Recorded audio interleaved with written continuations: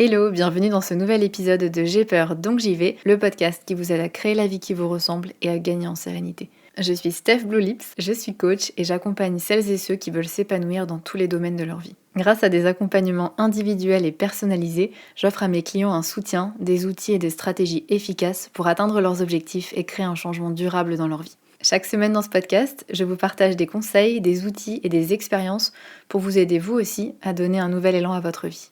Vous êtes prêts ? C'est parti! Hello à toutes et à tous, bienvenue dans ce nouvel épisode consacré à la colère.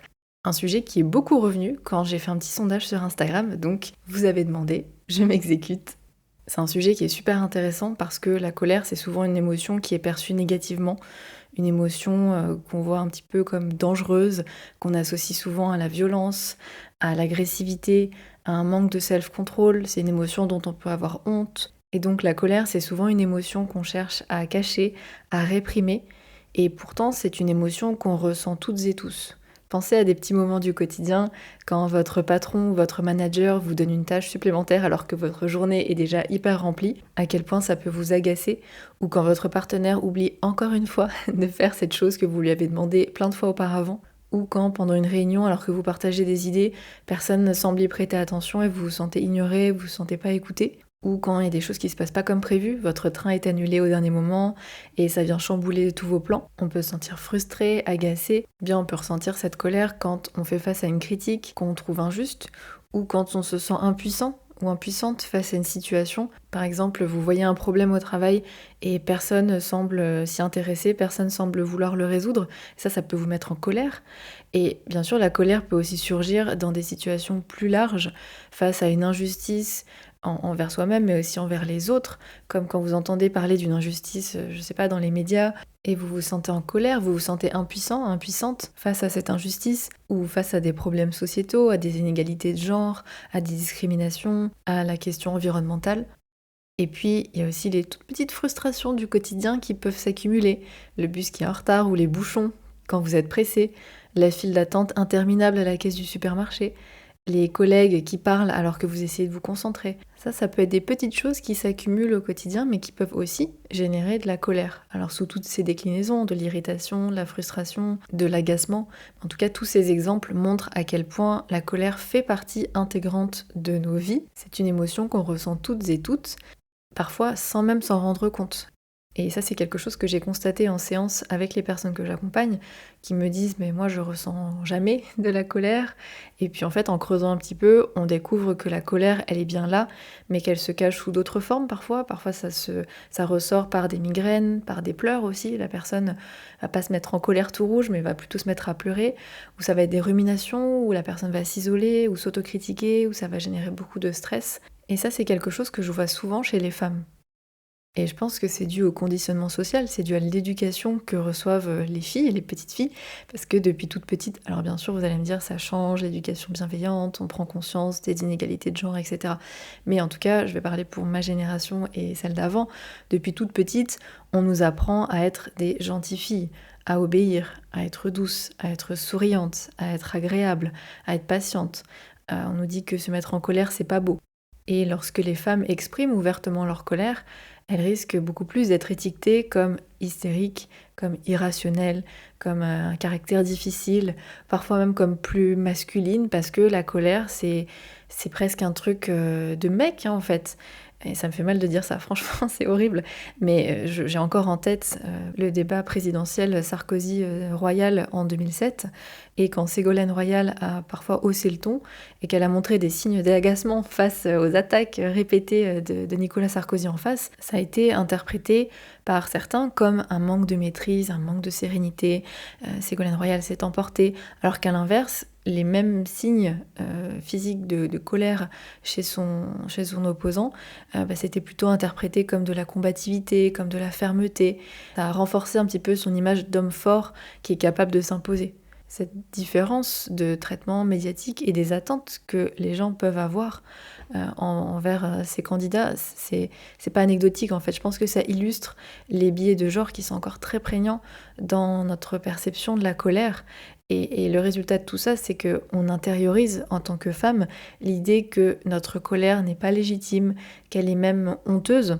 Et on peut avoir en tant que femme, à cause de ce conditionnement-là, des croyances du type si j'exprime ma colère, les gens ne m'aimeront plus, ou la colère, c'est une émotion violente et donc je dois l'éviter à tout prix, ou si je montre ma colère, on va juger que je suis trop émotive, que je suis pas assez professionnelle. Bref, il peut y avoir tout ce type de pensées, de croyances-là, qui font que c'est une émotion qu'on garde à l'intérieur, qu'on tente de cacher, qu'on n'exprime pas. Et là, je parle de la colère chez les femmes, mais on pourrait faire le parallèle avec la tristesse et toutes les manifestations physiques de la tristesse, les pleurs notamment, chez les hommes. Ça aussi, c'est compliqué socialement, et au point que des hommes ne sont plus capables de pleurer. C'est-à-dire qu'ils n'ont même plus l'envie, tellement ça a été réprimé, tellement ça a été supprimé. Et donc, ils ont, dans des situations qui pourraient amener à pleurer, c'est un réflexe qui pourtant est naturel, qui fait du bien, qui est important. C'est un réflexe qui ne vient plus. Alors, sans parler qu'à tout ça s'ajoute une espèce d'injonction à la positivité, à la bienveillance. Alors bien sûr, la positivité et la bienveillance sont des qualités précieuses, il n'y a pas de problème avec ça, mais quand ça devient une obligation, une injonction, ça peut nous empêcher d'exprimer et de gérer aussi sainement nos émotions, dont la colère. Parce que comme c'est une émotion qui est perçue négativement, on va se sentir coupable de ressentir de la colère. On se dit qu'on ne devrait pas être en colère, qu'on devrait voir le positif dans cette situation, ou que si on exprime cette colère, on ne sera pas une bonne personne parce que on ne sera pas bienveillant ou bienveillante. Et donc tout ça, en fait, tout ce tabou presque autour de la colère nous pousse à réprimer cette émotion, à la nier, alors que c'est une émotion normale, naturelle, qui fait partie des 6 émotions primaires, c'est-à-dire des émotions universelles, des émotions de base en fait qu'on retrouve dans toutes les cultures, au même titre que la joie, la tristesse, la peur, la colère, le dégoût et la surprise. C'est une émotion qui fait partie intégrante de notre expérience humaine. Et ressentir de la colère n'est pas un problème en soi. C'est une émotion même qui est utile. C'est un espèce de signal d'alarme interne qui nous dit qu'il y a quelque chose qui ne va pas, qui nous indique que nos limites ont été franchies, qu'il y a quelque chose qui n'est pas en accord avec nos valeurs, que nos besoins ne sont pas respectés. Et c'est cette colère qui va nous donner l'énergie de dire stop, de changer. Et d'ailleurs, si on prend les grands mouvements sociaux, les avancées qu'il y a pu avoir en matière de droits humains, c'est souvent né d'une colère qui est légitime, mais d'une colère face à des injustices, face à des problèmes qui ont été relevés. À une échelle plus personnelle, c'est souvent la colère qui nous pousse à dire stop à une situation qui ne nous convient plus, que ce soit au travail ou dans nos relations. C'est la colère qu'on va ressentir contre notre patron qui va nous pousser à dire les choses pour que ça change, ou à partir même pour trouver un travail qui nous épanouit plus. Donc cette colère, c'est aussi un outil de protection qui nous donne l'énergie de dire non, de nous affirmer, de nous défendre quand il y a quelque chose ou quelqu'un qui dépasse les bornes. Et puis aussi, c'est un indicateur précieux. Je parlais de valeur juste avant. La colère, c'est aussi quelque chose, quand on la ressent, qui nous renseigne sur nos valeurs, sur ce qui est important pour nous. Quand quelque chose nous met en colère, c'est souvent parce que ça touche à quelque chose qui peut être fondamental dans notre système de valeurs.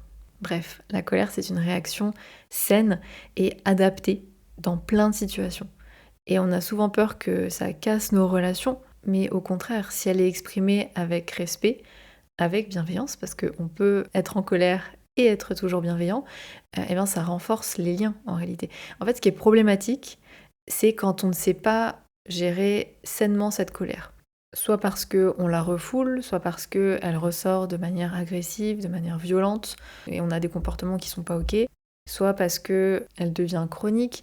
Là, ça devient problématique. Quand on la refoule, parce que c'est pas bien d'être en colère, donc on va résister à cette émotion, on va dire non, je suis pas énervée, pas du tout va bien. Et au final, le fait de résister à cette émotion, ça la fait pas disparaître. Au contraire, elle reste à l'intérieur, ça s'accumule et parfois ça finit par exploser et ça peut exploser de manière disproportionnée.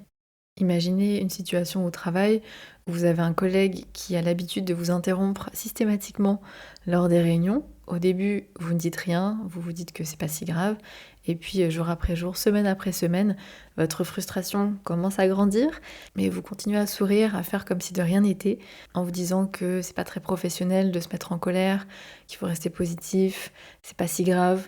Et donc cette colère qui est refoulée, elle s'accumule, Et vous commencez à devenir un peu une cocotte minute. Vous commencez à ressentir de l'anxiété avant d'aller à ces réunions. Vous dormez pas bien, vous devenez irritable. Et un jour, lors d'une réunion importante, ce collègue vous interrompt encore une fois. Et là, c'est l'explosion. Vous vous levez, vous haussez le ton, vous l'accusez de ce comportement irrespectueux devant toute l'équipe, devant votre patron. Ça crée un énorme malaise et certains collègues se disent « Ouh là là, commence à prendre ses distances ». Et vous vous sentez coupable, vous avez un peu honte de cette réaction que personne ne comprend parce que ça arrive comme ça, sans prévenir. Alors que si vous aviez appris à reconnaître votre colère plus tôt, à l'accepter, peut-être que ça vous aurait permis d'aborder le problème différemment, ou en tout cas l'aborder calmement avec votre collègue ou avec un manager. Ça vous aurait permis d'exprimer vos limites, vos besoins de manière assertive, sans laisser cette situation dégénérer, dont peut-être la personne n'avait même pas conscience en fait, mais c'est vous qui avez tout gardé à l'intérieur, et puis quand ça explose, et c'est limite la surprise en face, parce que y a rien qui a été dit avant. Donc là, ça devient problématique, parce que vous avez explosé, mais pour d'autres personnes, cette accumulation d'émotions qui ne sont pas traitées peut se manifester différemment par des pleurs, par un gros coup de blues, de la tristesse, par du stress, de l'anxiété. Donc vous voyez que l'émotion en tant que telle, elle n'est pas problématique. C'est le fait de l'avoir refoulée qui mène ensuite à des comportements problématiques. Et d'autres comportements qui peuvent être problématiques, mais qui ne sont pas dus à la colère en tant que telle, mais à la manière dont on l'exprime, c'est de l'exprimer justement avec un comportement passif-agressif, ou de faire à l'autre le traitement silencieux. Donc c'est j'ignore l'autre, je ne le regarde pas ou je ne la regarde pas quand il ou elle parle, je fais genre que tout va bien alors que clairement ça se voit que c'est pas le cas, mais je ne dis rien, ou je fais une espèce de grimace quand l'autre parle, ou je lève les yeux au ciel. Donc tout ça, ce sont des façons indirectes d'exprimer ma colère, mais qui ne résout rien et qui peut même vraiment endommager la relation, tout comme, autre expression problématique de la colère, tout comme le fait de réagir impulsivement avec de l'agressivité, que ce soit verbale, c'est-à-dire on va crier, on va insulter, on va critiquer, mais de façon blessante l'autre, ou bien de l'agressivité physique, avec des gestes violents, avec jeter des objets, voilà, tout ça, ce sont des comportements qui vont sans doute aggraver la situation. Et alors que notre objectif était de nous faire entendre, en devenant agressif, on obtient l'effet inverse parce que l'autre en face va se mettre sur la défensive, va se braquer et va plus nous écouter. Sans compter que ça risque fortement d'endommager la relation, parfois de manière irréparable, et puis on se sent coupable parce que quand la colère elle redescend et que on prend conscience de ce qu'on a fait, de ce qu'on a dit sur le coup de cette émotion-là, voilà, on peut se sentir coupable et se juger. Mais là encore, ce qui est problématique, c'est pas la colère en soi. La colère, c'est une émotion qui n'est ni bonne ni mauvaise en soi. C'est une émotion. Mais ce qui va compter, c'est la façon dont on y réagit et dont on l'exprime ensuite. Et alors justement, comment faire pour que cette émotion soit gérée et soit exprimée sainement, qu'elle soit pas refoulée, qu'elle soit pas exprimée de manière violente, agressive, mais au contraire, comment l'utiliser d'une manière qui soit positive pour soi et pour la relation aussi. Pour ça, j'ai 6 clés à vous partager et la première, c'est un petit peu toujours la même quand on parle d'émotion, c'est de reconnaître et d'accueillir cette émotion, cette colère que vous ressentez. Donc ça veut dire identifier les signaux physiques de la colère, parce que parfois, comme je vous disais, on peut confondre cette émotion avec de la tristesse parce qu'on a envie de pleurer, ou avec de la peur. Alors bien sûr, les émotions peuvent être mélangées, mais c'est important de reconnaître, parce que je vous disais avant, elle a une utilité spécifique qui est de poser vos limites, de dire non, de vous protéger, de vous faire respecter. Donc c'est important d'identifier s'il y a de ça parmi les émotions que vous ressentez. Et donc pour ça, effectivement, les signaux physiques, ça peut être un bon indicateur, peut-être une tension musculaire, peut-être une chaleur qui monte, votre cœur qui bat plus vite, vous devenez rouge, vous crispez dans la mâchoire. Bref, essayez de reconnaître quels sont vos signaux à vous quand vous ressentez de la colère et essayez d'observer cette émotion sans vous juger. Parce que ça, c'est important. On a dit qu'il y avait plein de jugements autour de la colère. Donc rappelez-vous que cette colère que vous ressentez, elle existe et elle a besoin de circuler. Donc ne la repoussez pas, ne la jugez pas. Observez-la, nommez-la. Tiens, je ressens de la colère à ce moment-là. Là, maintenant, je ressens de la colère. Ça peut sembler très simple, mais c'est fondamental. Et cette observation de votre émotion, elle peut se faire par la verbalisation. Vous pouvez le dire dans votre tête, vous pouvez le dire à voix haute, mais vous pouvez aussi le faire par écrit. Et le simple fait de dire ou d'écrire «je suis en colère», ça peut aider à prendre du recul et un recul qui est nécessaire pour ne pas réagir sur le coup de la colère, comme on dit. La deuxième clé pour éviter justement de réagir sur le coup de la colère et de dire ou de faire des choses qu'on pourrait regretter, c'est de gérer la colère sur le moment. Là aussi, ça va vous paraître cliché, mais c'est la base avant qu'on puisse aller plus loin dans les clés que je vais vous proposer. Ça va être de prendre une grande respiration parce que ça va aussi être important de calmer votre système nerveux.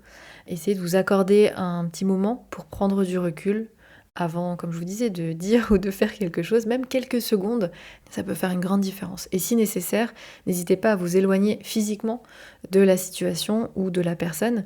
Je sais que c'est pas toujours évident, mais ça peut valoir le coup de quitter la pièce, de s'isoler un petit peu, parce que cette pause, elle va vous permettre de laisser retomber l'émotion initiale. Parce que oui, la colère est un bon indicateur, elle est importante, il faut la prendre en compte, mais elle n'est pas forcément bonne conseillère sur la façon d'exprimer les choses et d'exprimer ce que vous ressentez.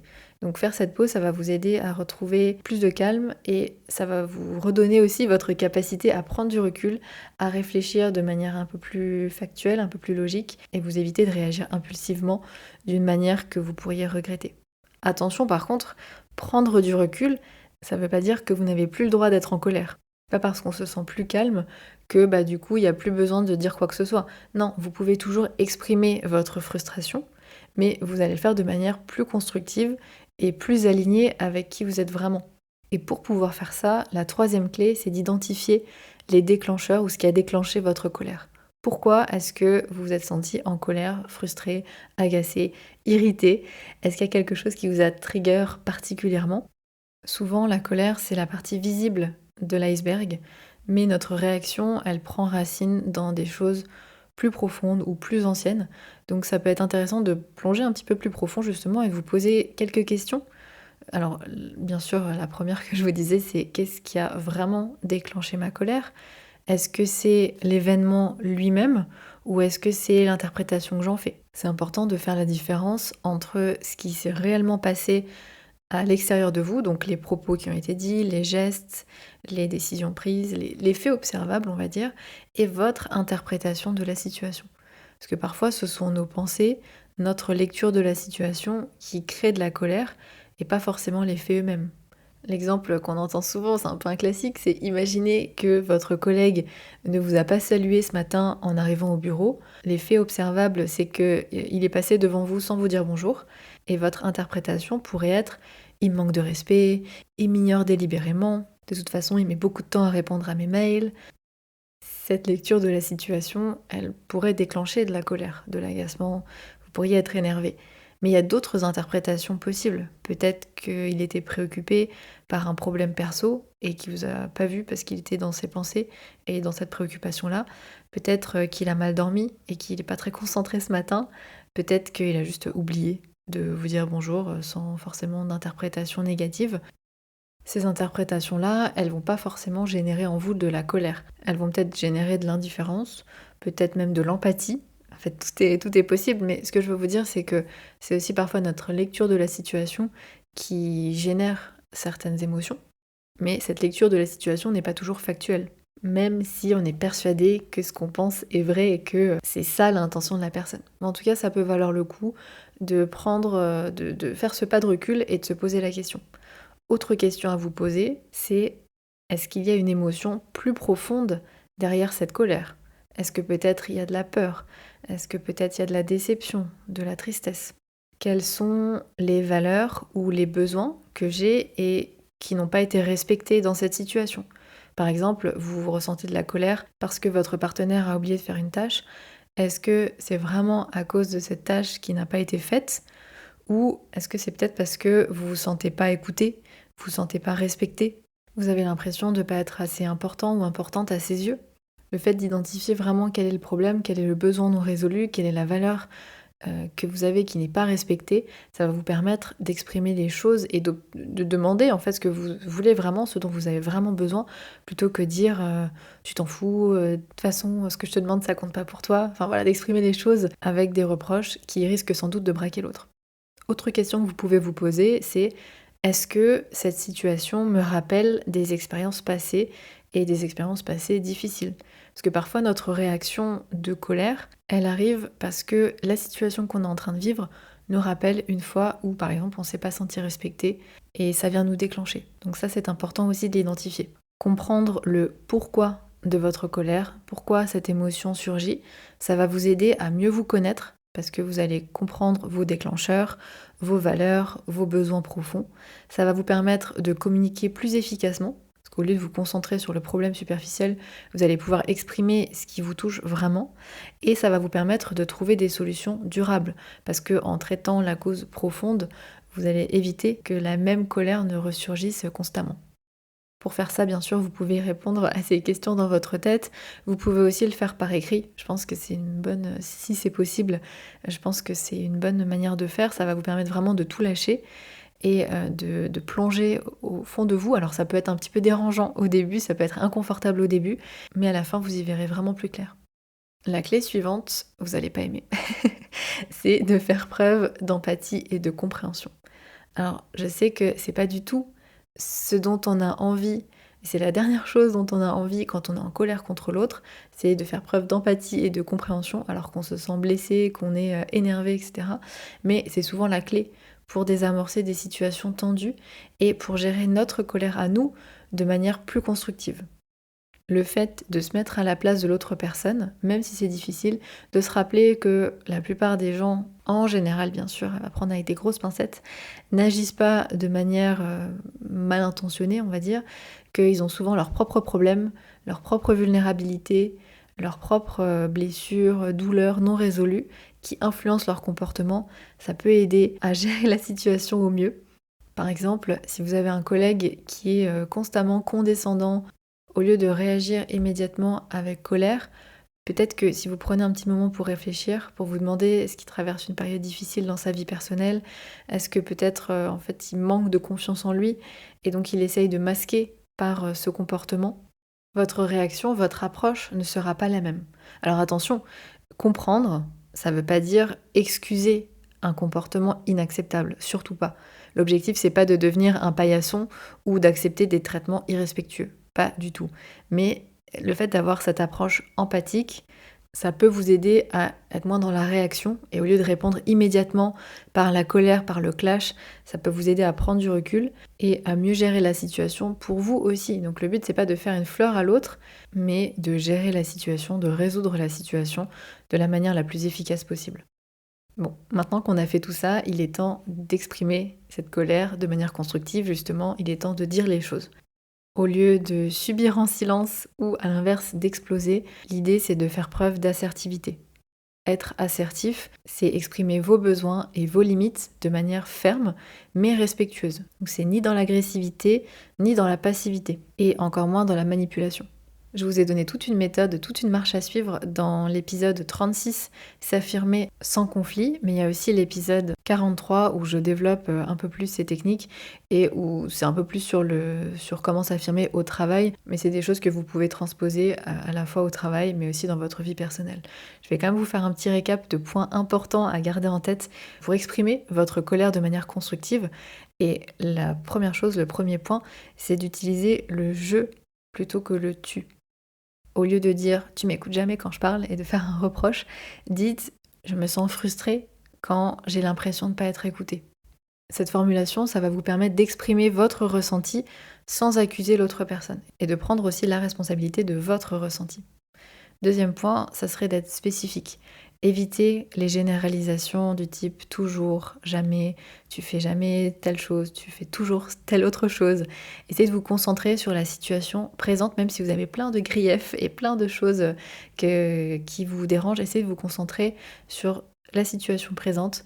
Essayez de la décrire précisément et de décrire précisément ce qui vous dérange. Donc au lieu de dire t'es toujours en retard, c'est insupportable, vous pouvez dire hier tu es arrivé avec 30 minutes de retard à notre rendez-vous et je me suis sentie irritée parce que mon temps est important. Troisième point, c'est d'exprimer clairement vos besoins. Comme je vous le disais, derrière la colère se cache souvent un besoin non satisfait que vous avez identifié avec une des clés précédentes. Maintenant, il s'agit de l'exprimer clairement. Par exemple, j'ai besoin de me sentir écoutée et respectée dans nos discussions. Quatrième point, c'est de proposer des solutions, de faire une demande. Maintenant que vous avez exprimé votre frustration, je vous invite à suggérer des moyens d'améliorer la situation, d'expliquer à l'autre ce que vous attendez. Après, ça ne veut pas dire que l'autre va le faire, mais en tout cas, il ou elle sait ce que vous attendez. Et ça va vous permettre de transformer votre colère en une opportunité de changement qui est positif pour vous et pour la relation aussi. Par exemple, au lieu de dire « j'en ai ras-le-bol, tu m'énerves quand tu m'interromps toutes les 30 secondes », vous pourriez dire à la personne « quand je suis en train de travailler et que tu me poses plusieurs questions en l'espace de quelques minutes, je me sens agacée parce que j'ai besoin de concentration et que j'y parviens pas si tu me sollicites. Est-ce que tu voudrais bien noter tout ce que tu as à me demander pour qu'on en discute dans 20 ou 30 minutes par exemple ?»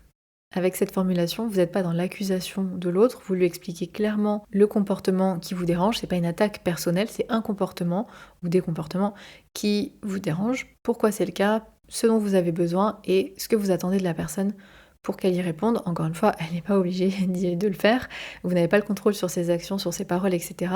Mais c'est votre rôle de faire la demande. Et pour faire en sorte que ça se passe au mieux, n'hésitez pas à choisir le bon moment. Ça, c'est le 5e point.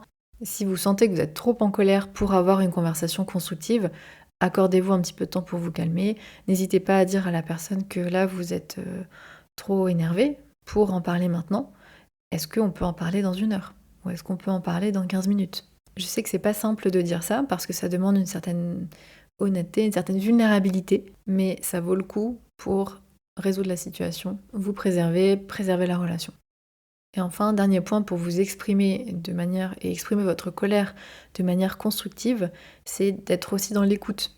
Parce que c'est pas un monologue, donc c'est important d'être aussi prêt à écouter le point de vue de l'autre personne.